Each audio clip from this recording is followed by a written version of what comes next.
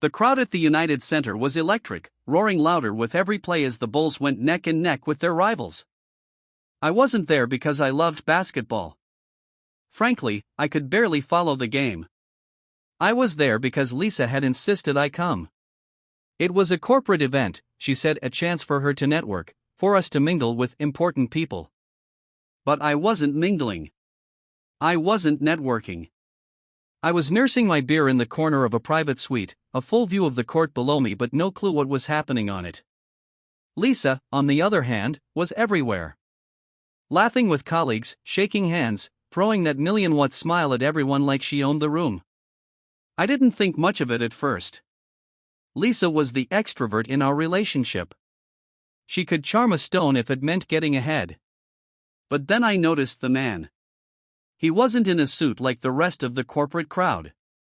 He stood out, a basketball player in street clothes, towering over everyone with his easy, confident swagger. He had the kind of presence that drew people in, made them hang on every word. And Lisa? She was glued to him. I leaned back in my chair, trying to convince myself I was imagining things. She was just networking, like she always did. And then came the moment I couldn't brush off. The suite erupted in cheers when the Bulls scored a three-pointer, and everyone was on their feet, clapping and shouting. Everyone except Lisa and the player. Instead of celebrating, they were leaning close, heads almost touching. Whatever he said made her laugh, not a polite, professional laugh, but the kind of laugh she reserved for private moments. It was like the rest of the room didn't exist. I should have confronted her right then and there. But I didn't. Instead, I did something I never thought I'd do. I watched. I observed every stolen glance, every too-close interaction, filing it away for later. When the game ended, Lisa turned to me with her usual radiant smile.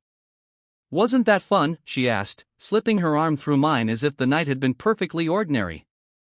I smiled back, but inside, something had shifted. Fun? Sure. But not for the reasons she thought. The next morning, I woke up still wrestling with what I'd seen the night before. Lisa had already left for work, her usual routine of coffee in a travel mug and a quick goodbye kiss on my cheek. It all felt so normal, so mundane, which only added to the growing unease gnawing at me. Sitting at the kitchen table with my own lukewarm coffee, I played the events of the night over in my mind. Maybe I'd overreacted. Maybe Lisa was just being polite, using her charm to build rapport with someone important to her career. That was Lisa, after all, ambitious, clever, and always working a few steps ahead. It wouldn't have been the first time she'd used her charisma to get a deal moving or smooth over a tricky negotiation. By the time I got to work, I had convinced myself I was overthinking. Lisa and the basketball player probably had a professional connection, and she was simply leveraging it for some workplace advantage.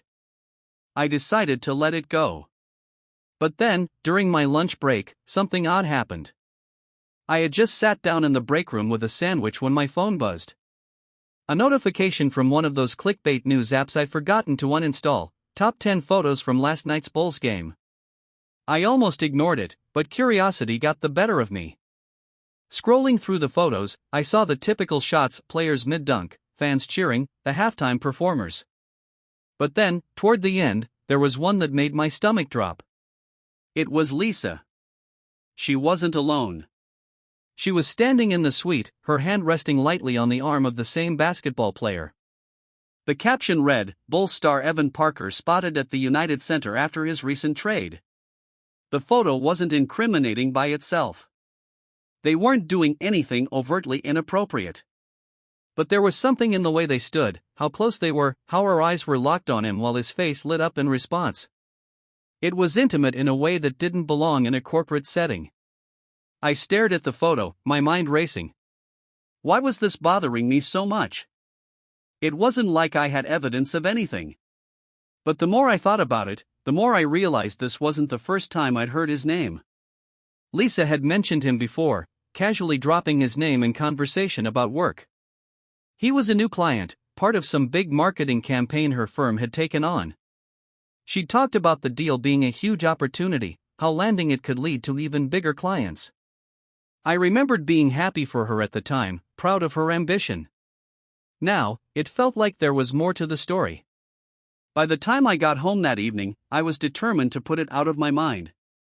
Lisa wasn't the type to cheat. She never had been.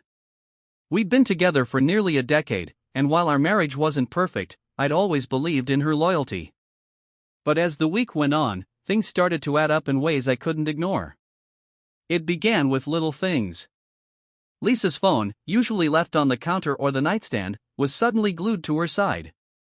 She was spending more time than usual at the office, often coming home late with vague excuses about deadlines and meetings.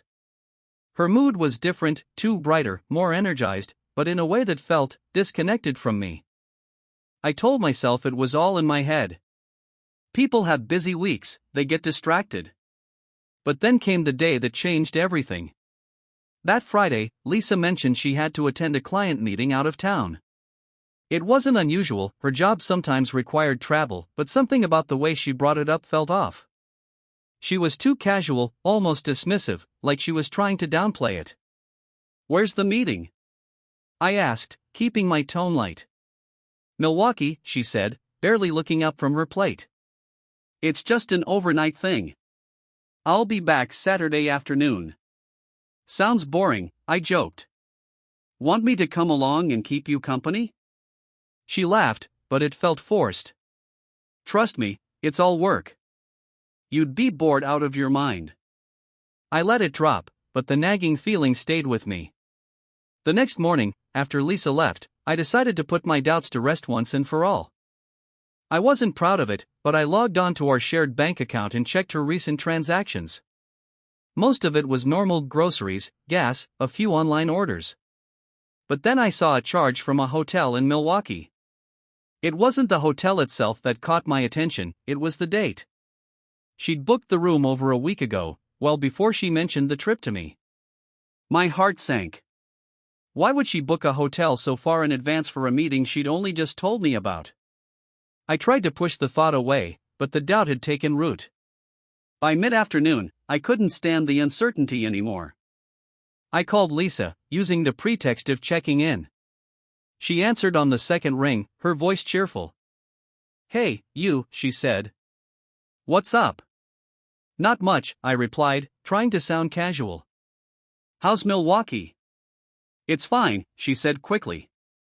"Just the usual meetings and stuff. How about you? How's your day going?" Her deflection was subtle, but I caught it. "It's okay," I said, deciding to push a little. "Who are you meeting with, anyway? Anyone I know?" There was a pause, just long enough to make my stomach twist. "Just the team," she said finally.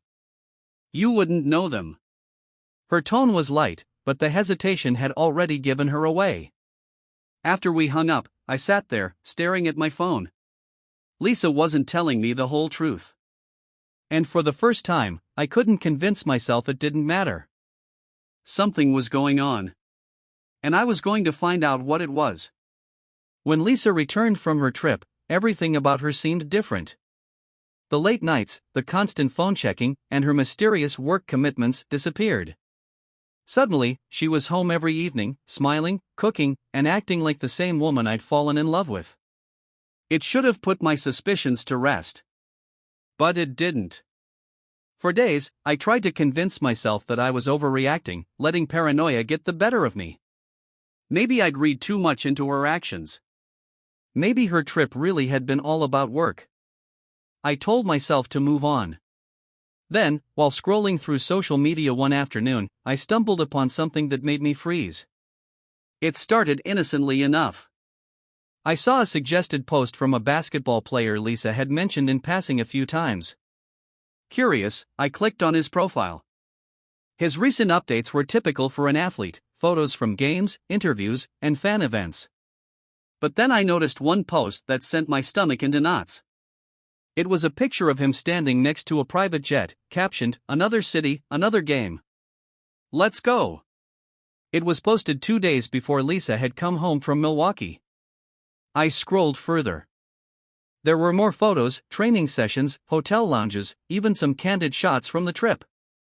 All of them confirmed what I already knew but didn't want to admit: he had been in Milwaukee at the same time as Lisa. I tried to brush it off as coincidence, but my gut told me otherwise. It was all too convenient. Her sudden trip, her evasiveness when I'd asked about it, and now this? By the time Lisa got home that evening, I was ready for answers. She walked into the house carrying a grocery bag, smiling as she kicked off her shoes. "Hey, babe," she called out. "What's for dinner?" I stayed seated at the dining table, staring at my phone, scrolling through the photos again and again. "Charles," she said, her voice growing closer. "What's up? You look serious." I set my phone down and looked at her, my face betraying none of the turmoil I felt inside. "We need to talk." Lisa frowned, her smile fading. "What about?" "About your trip to Milwaukee." Her expression barely flickered, but I caught the slight hesitation before she responded. "What about it?" "I told you, it was just work." "Was it?" I asked, my voice sharper than I intended. "Because I've been looking at something that says otherwise." Her eyes narrowed slightly.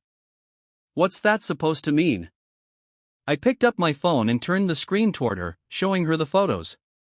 Her gaze shifted from the screen to me, her face carefully neutral. "Why are you looking at his Instagram?" "Because I wanted to confirm what I already suspected," I said evenly. "That you weren't in Milwaukee for work. That you were there with him." She blinked, clearly caught off guard by my bluntness. For a moment, she said nothing. Then, with a shake of her head, she scoffed. "Are you serious right now?" she asked, her tone incredulous. "You think I went to Milwaukee to meet him?" "Did you?" I shot back, my patience wearing thin. Lisa sighed, dropping the grocery bag onto the counter. "You're being ridiculous, Charles." "He's a client." "That's it. I went to Milwaukee to handle the account, just like I said." "You're making this into something it's not." "If it's not what I think, then why lie about it?" I demanded. "Why didn't you just tell me he'd be there? Why book the hotel so far in advance and not mention it until the last minute? You're not acting like someone with nothing to hide."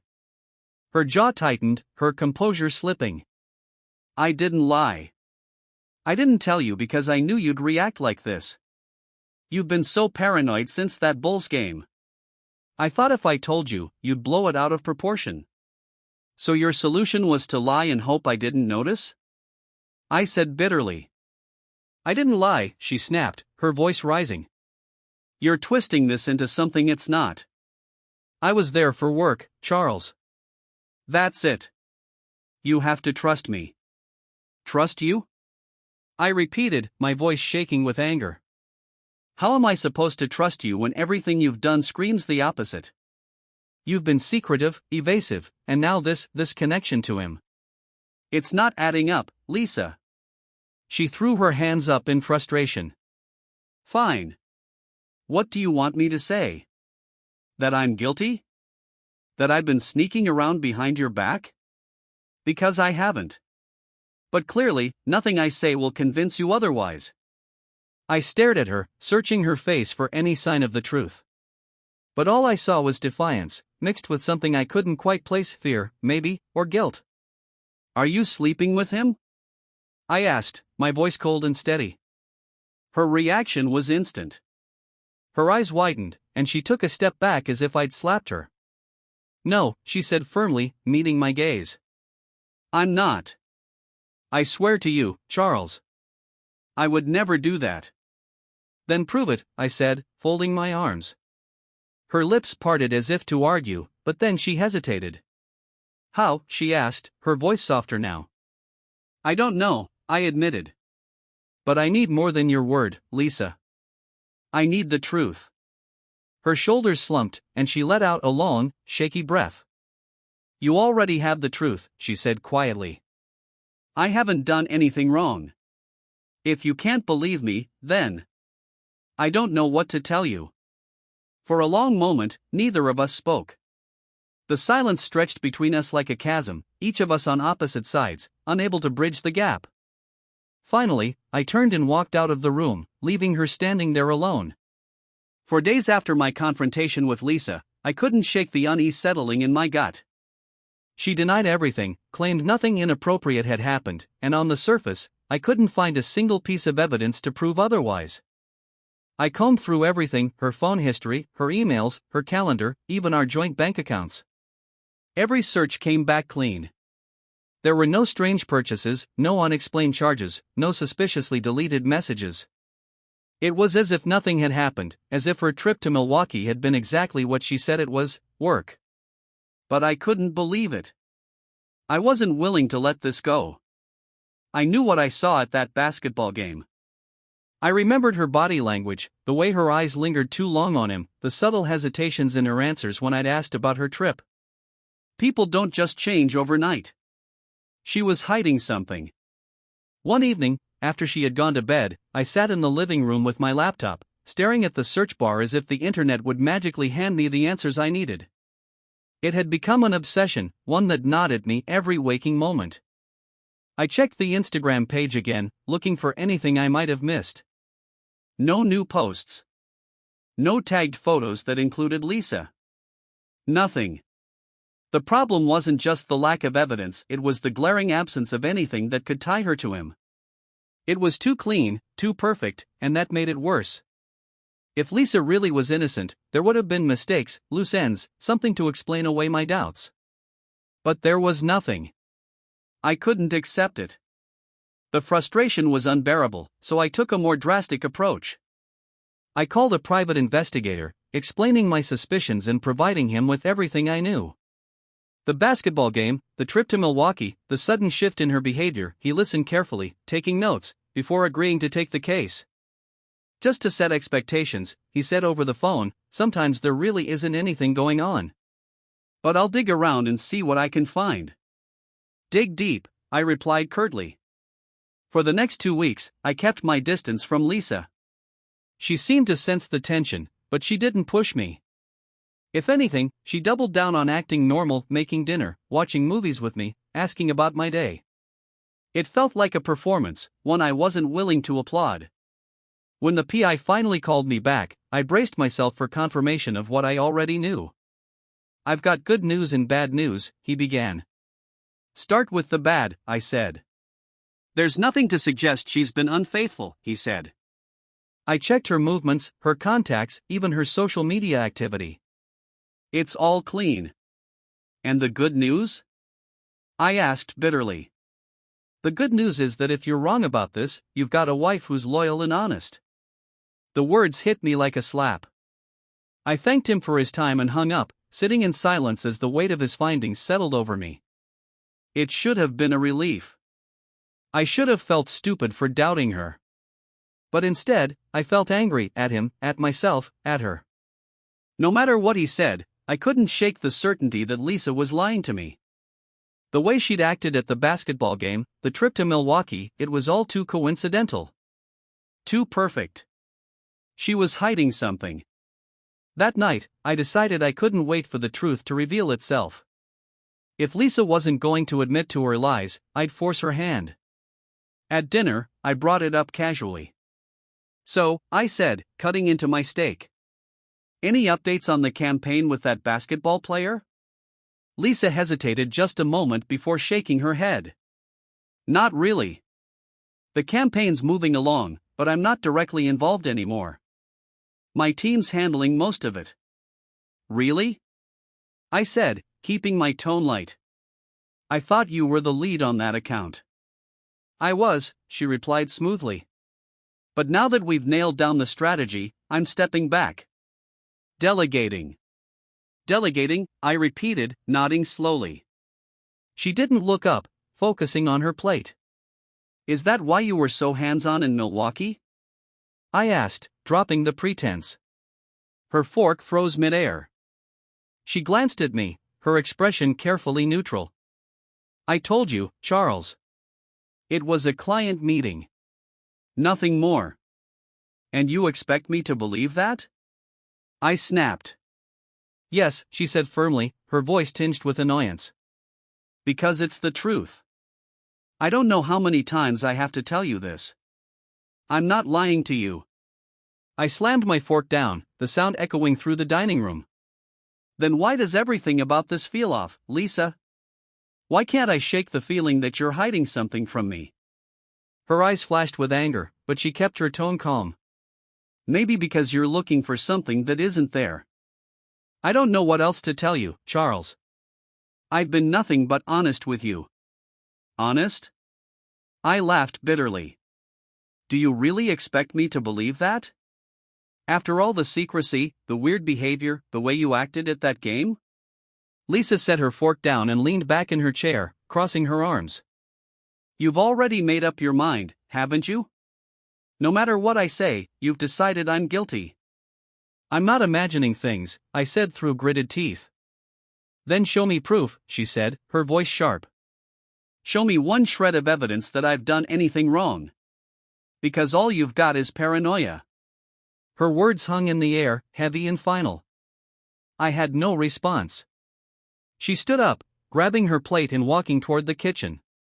I'm done with this conversation, she said over her shoulder. I sat there in silence, the knot in my stomach tightening. Maybe she was right. Maybe I was chasing shadows. But deep down, I knew the truth. And I wasn't going to stop until I found it. Lisa told me she had another work trip coming up, this time to Minneapolis. She delivered the news casually over dinner, keeping her eyes on her plate as she spoke. It's just for a few days, she said, her tone deliberately neutral. Some client meetings and a strategy session. Nothing major. I nodded, not giving anything away. Sounds straightforward. Inside, I felt a surge of grim satisfaction. I didn't argue or question her. I didn't need to. This time, I had a private investigator on her trail, and I was ready for the truth, whatever it might be.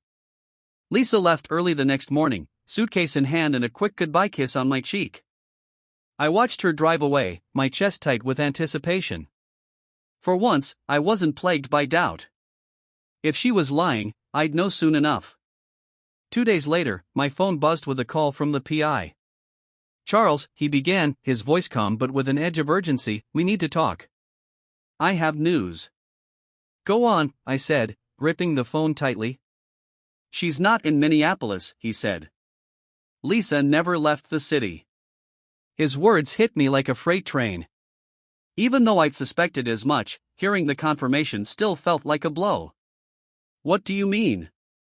I asked, my voice barely steady. I've been following her since she left, he explained. Yesterday, she met with a man. They hugged briefly before going into a restaurant together.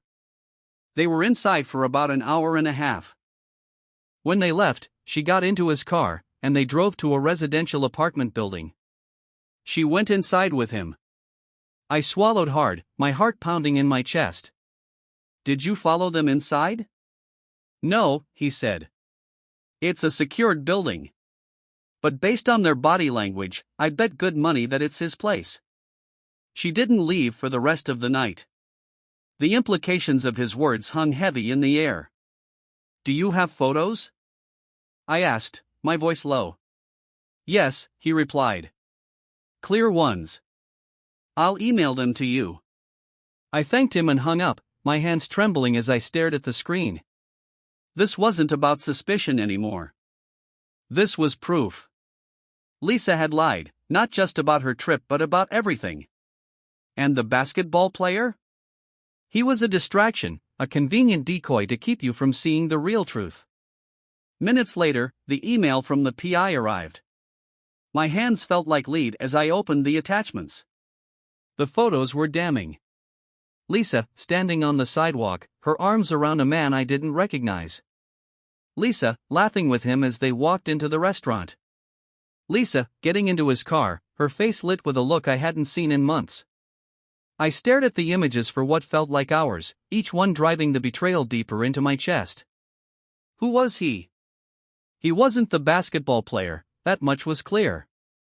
This man was shorter, stockier, with a rugged look that seemed more everyday than glamorous. And yet, she was with him. Not me.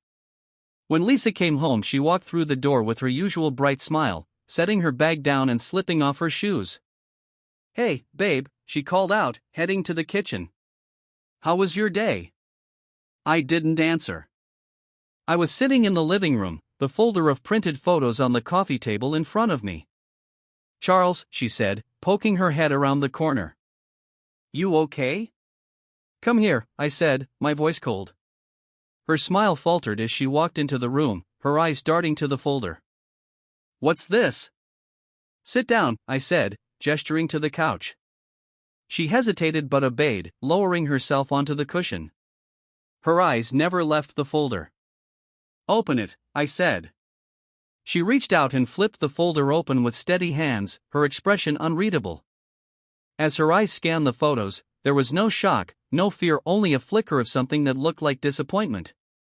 Without a word, she closed the folder, tossed it back onto the table, and leaned back in her chair. "Well," she said flatly, her tone as cold as the room felt, "then you know everything." "I don't have anything else to say. I'll pack my things and move in with him tomorrow." Her words hit me like a brick to the chest. "What?" I managed, my voice trembling. "You heard me," she said, meeting my gaze without a shred of emotion. "There's no point in dragging this out. You figured it out, so there's nothing left to discuss." I stood there, stunned, the weight of her words crashing down on me. "Why?" I asked, my voice breaking. "Why, Lisa? Why do this to me? To us?" Her lips tightened, and she shrugged, as if the answer were obvious. "Because I need more, Charles," she said, her voice cool and detached. "I need a man with ambition, someone who's striving for more, not just settling for stability. Someone who doesn't just coast through life, happy with what they have. I'm happy with what we have." I shouted, anger and heartbreak bleeding into my tone. "We built this life together, Lisa. I thought it was what you wanted, too." "It was," she said, her tone softening slightly, though her expression remained unchanged. "At first. But over time, I realized I need more than just comfort. I need movement, progress, excitement. I can't live in this stability anymore. It's suffocating." I stared at her, barely able to comprehend what I was hearing. "So you're leaving me for him? Just like that?" "I've been thinking about this for a long time," she admitted, her voice still devoid of warmth. "But I didn't want to say anything until I knew I had someone else. I didn't want to leave you alone." Her words were like daggers, each one cutting deeper than the last. My heart shattered at the sheer coldness of her tone, the lack of remorse or regret in her expression. "So that's it?" I asked, my voice hollow. "You were just waiting for a replacement?" She didn't answer, but the silence told me everything I needed to know. I sat back in my chair, trying to breathe through the overwhelming pain. The woman I had built my life around, the person I had trusted with my heart, was gone. Or maybe she had been gone for a long time, and I was just now realizing it. "Pack your things," I said finally, my voice barely above a whisper. "And leave. I can't look at you anymore." Lisa nodded, stood, and walked away without another word. I sat there for hours after she left the room, staring at the photos on the table, my mind replaying her words over and over. Each one felt like a fresh wound, cutting deeper than the last. I didn't sleep that night. I wasn't sure I ever could again. The house was eerily silent the next morning. I hadn't slept a minute, and the first rays of sunlight filtered through the windows as I sat at the dining table, staring at the untouched mug of coffee in front of me. Lisa was upstairs, packing her things. She hadn't said a word to me since the night before. I didn't expect her to. By mid-morning, I heard the sound of her footsteps descending the stairs. She had a single suitcase in one hand, her purse slung over her shoulder. For a brief moment, I wondered if she'd changed her mind, if she'd stop and offer some explanation that made any of this make sense. But when she reached the bottom of the stairs, she didn't hesitate. She walked past me without a glance, heading straight for the door. "Lisa," I said, my voice stopping her in her tracks. She turned slowly, her expression unreadable. "I need to ask you something," I said, my voice hoarse from the emotions that had been clawing at my throat all night. She sighed, setting the suitcase down. "What? Was it ever real?" I asked, forcing the words out. "All these years, was any of it real to you?" Or was it all just a placeholder until you found something better? For a moment, her cold demeanor cracked. A flicker of something, guilt, maybe, crossed her face. It was real, she said quietly. At least, it was in the beginning. But people change, Charles. Feelings change. I didn't mean for it to end like this, but here we are. Her words didn't bring the comfort I'd hoped for. If anything, they made it worse. You could have told me, I said, my voice trembling. You could have given me a chance to fix things, to fight for us. She shook her head. That's the thing, you shouldn't have to fight for something that's already broken. I didn't want to put you through that. It's better this way. Better for who? I snapped, the anger I'd been holding back finally spilling over. For you? For your shiny new life with him?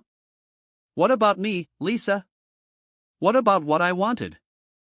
Her face hardened again, the brief crack in her facade closing. You'll move on, Charles, she said, her voice cold once more. You're stronger than you think. Without waiting for a response, she picked up her suitcase and walked out the door. For a long time after she left, I just sat there, staring at the empty doorway. The house felt unbearably quiet, the weight of her absence pressing down on me like a physical force. I spent the rest of the day in a daze, wandering through the house aimlessly. Everywhere I turned, there were reminders of her photos on the walls, her favorite mug still sitting in the sink, the faint scent of her perfume lingering in the bedroom. That night, I couldn't bring myself to sleep in our bed. Instead, I collapsed onto the couch, staring blankly at the ceiling as the events of the past few weeks replayed in my mind. The next morning, I called my lawyer. I want to move forward with the divorce, I said, my voice hollow. He sighed, his tone sympathetic. Are you sure? We can take some time if you need to think things through. There's nothing to think about, I replied. It's over. The days that followed were some of the hardest of my life. Telling my friends and family was a fresh kind of humiliation, each conversation a reminder of my failure to see this coming. Most of them were supportive, offering condolences and assurances that I'd be better off without her. But their words felt empty, like they were meant for someone else. The hardest part was explaining it to myself. Lisa had been my everything, my partner, my confidant, my best friend. We'd built a life together, one I thought we'd share forever. And now, that life was gone, ripped away by her selfishness and my own blind trust. I thought about selling the house, moving somewhere new where I wouldn't be haunted by memories of her. But I couldn't bring myself to do it, not yet. This house was the last piece of the life we'd built together, and I wasn't ready to let it go. Then one day, out of the blue, I received a letter in the mail. It was from Lisa. Charles, I know I'm the last person you want to hear from right now, but there are some things I need to say. I'm sorry for the way I ended things. I know my actions hurt you, and I'll have to live with that guilt for the rest of my life. But I meant what I said, I didn't want to hurt you. I hope one day you can understand why I made the choices I did, even if you can't forgive me. I want you to know that I'll always be grateful for the time we had together. You were a good husband, and you didn't deserve this. I wish you nothing but happiness and peace. Lisa. I crumpled the letter in my hands, the anger bubbling up again. Her words felt hollow, a poor attempt at absolution. It was time to let go. And in time, I realized that maybe, just maybe, losing her was the best thing that could have happened to me.